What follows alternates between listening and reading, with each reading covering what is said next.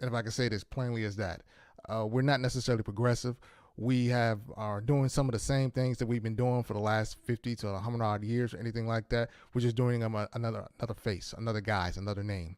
And unfortunately, that is showing in the comment section. I mean, generally, that's what I'm looking at.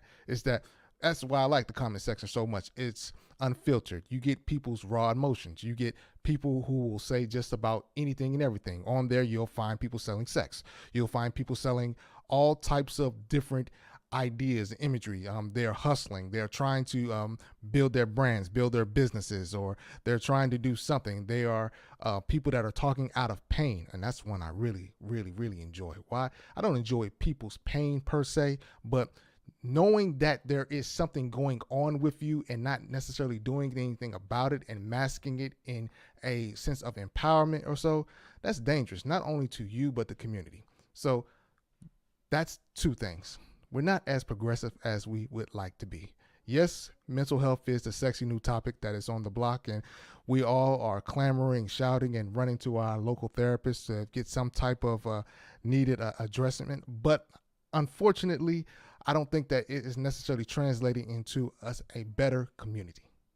Again, two things that I'm learning from the comment section.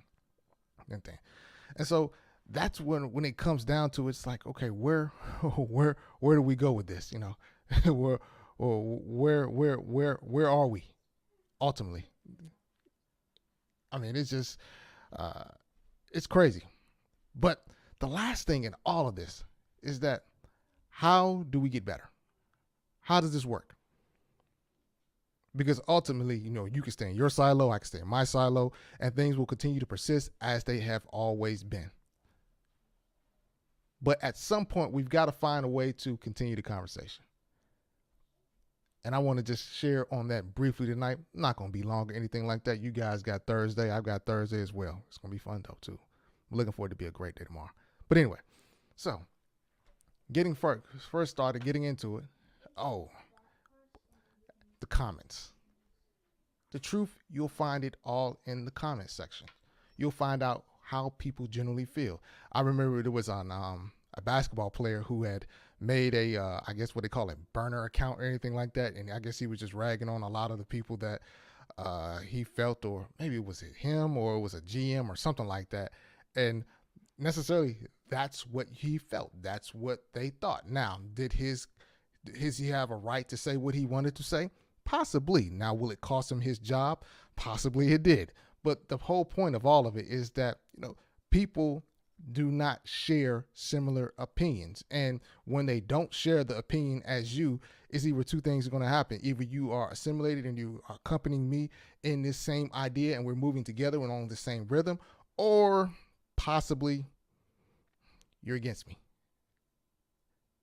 Again, the comment section. This is what I'm learning from it. You know.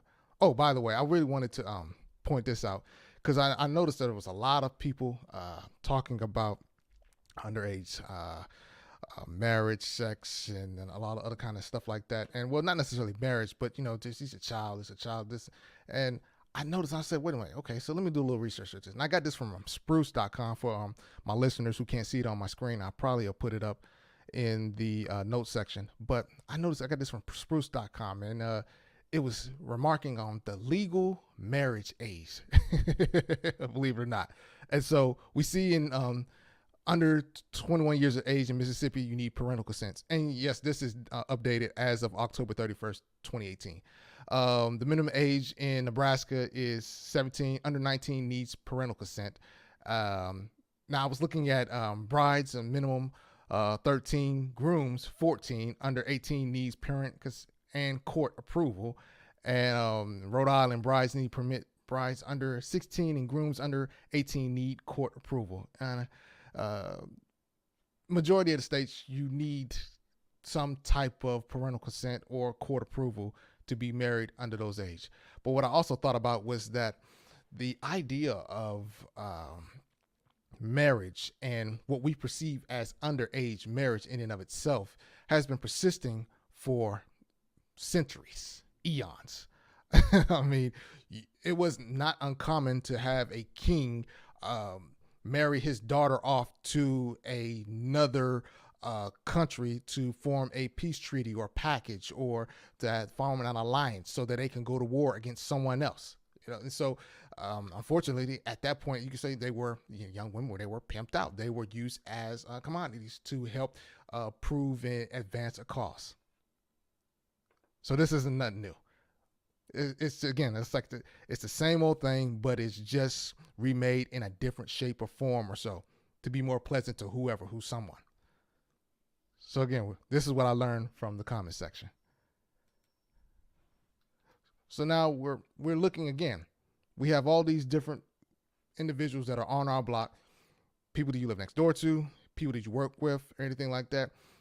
You have an idea where, okay, we want to be safe, we want to be healthy, hopefully we want to live peaceful lives. But how do you do that, especially when you have been in separate and different situations?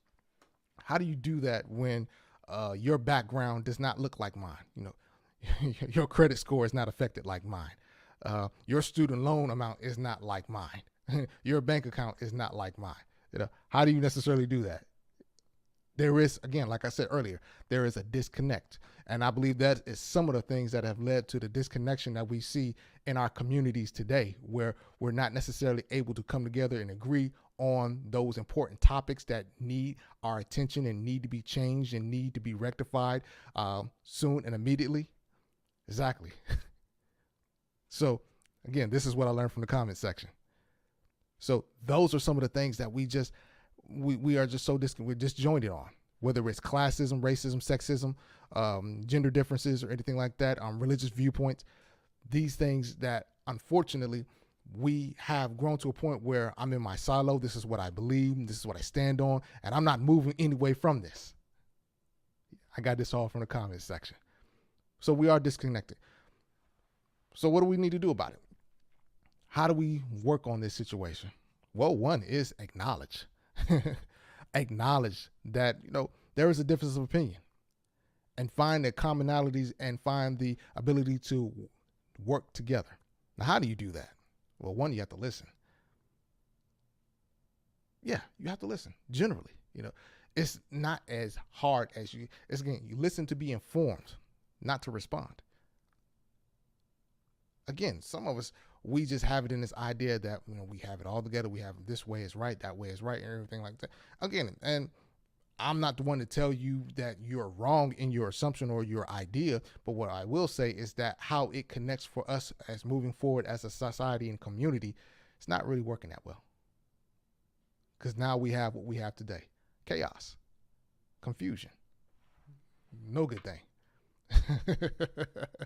The next thing that I want to talk about is the progressive nature of what we're doing. What I learned from the comment section is, again, a lot of the stuff that you see on your well, I don't want to say necessarily any publications, but you'll get comments such as that's some expensive blankety blank blank blank. They're talking about a recent divorce of a billionaire. Started off as a wife swap after dinner, some drinks and crap went down, yada yada yada. And Dirty Sanchez, yada yada yada. Not getting married led to the divorce. Putting your wife around one of the richest, most powerful men on the planet is just asking for trouble. Love gets stale. That's the truth. Till death do us part is rare. Don't argue with me. Look at the reality. These are comments. These are ideas from us, from you, from anyone that has an idea or a statement on a particular topic. And so what is showing me at that point, like, we're not as progressive.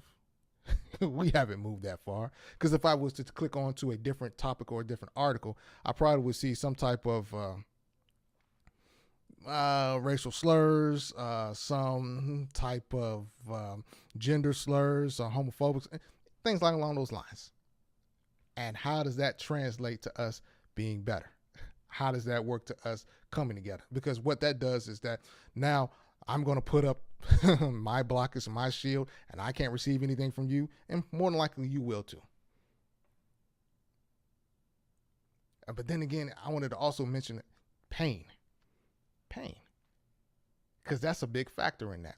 Many times the viewpoints that we are giving in these comment sections are from a viewpoint of pain or harm or some unresolved trauma that has happened with us that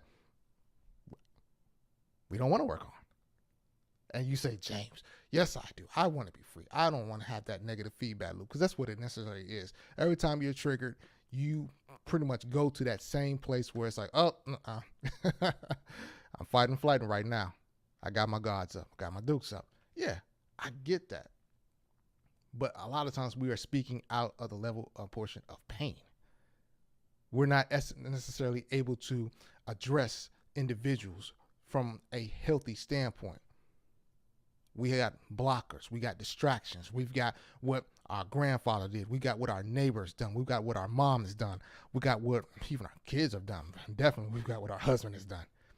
And so when we run into certain topics and certain situations, they're just like triggers. It's like, man, get the sawed off ready. Get the guns ready. We going to war. We will not be a victim. And it's crazy. And get this. Some of you probably may feel like this is a flavor towards, hell no, this ain't no flavor to women, because men have the same way. Men have it in the same respect.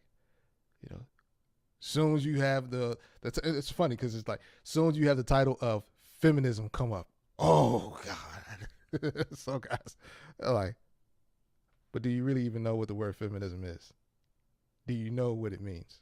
I didn't learn until I went to college or anything like that. Before then, I was ignorant of it and I thought it was just a dirty word. But no, feminism, equality, equality, simple. And it's probably some kind of elaborate definition or anything like that. I'm just referencing the feministic theory and that a lot of counseling theories use, but equality, equity, parity. Yeah. So it's not necessarily anything, but because people have had a bad experience with what they assume or assimilated to what feminism was, then their guards is up. Then they just want to run. Then they're off moving to somewhere other type of way. And that sucks, because then, again, we miss the whole message altogether. Again, this is what I learned from the comment section.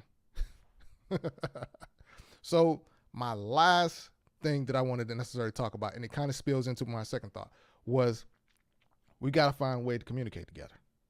We've got to. As I mentioned earlier, listening to be informed and not to respond. Yes, listening to be informed, listening to learn about, because guess what? We've had all different types of experiences. I mean, it's something as simple as the people in the Northeast, it's cold up there. Yes, it is. It's not as cold as it is down here in the South. I mean, what was a couple of days ago, you had people walking around wearing flip-flops and shorts and everything like that, and they were just going for it. I mean, and that's cool. But in the Northeast, when they get like 5 and 10 feet of snow, and then they still go to school, and they still with the trucks and everything get out there and run it in like it's just a little snow. So again, their perspectives on weather is different. Perspective. I don't have a total perspective on just about anything and everything and like that, but I'm sure that when I start talking to different individuals from different places and backgrounds and settings and begin to relate in different ways, possibly I'll learn and I'll be informed about something. And it may even challenge my thinking. It may challenge my belief patterns. Well, but what if I learn? That makes me more of a full-rounded individual. And so we've got to continue to have the conversations. You may not necessarily like the vessel that's delivering it, and I get it, because some people are just buttholes. But it's truth in it. It really is. Some things they saying is true. I mean, I look at the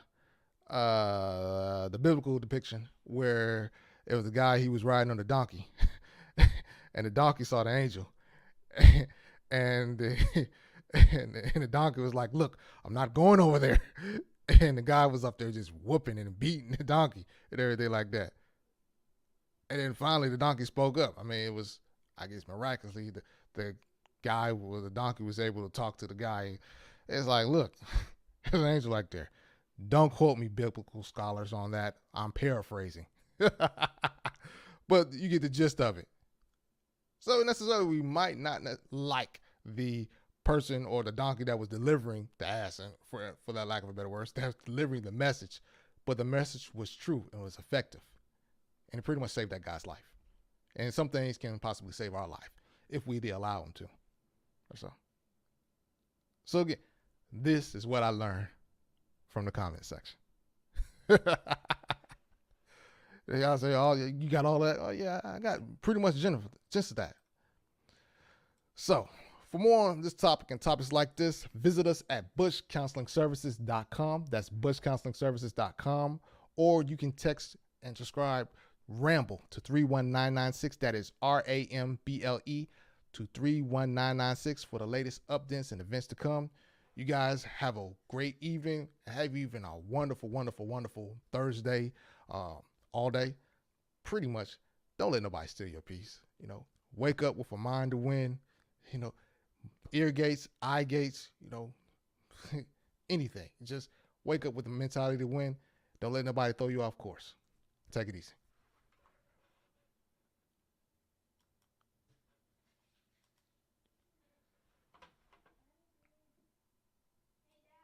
Yeah.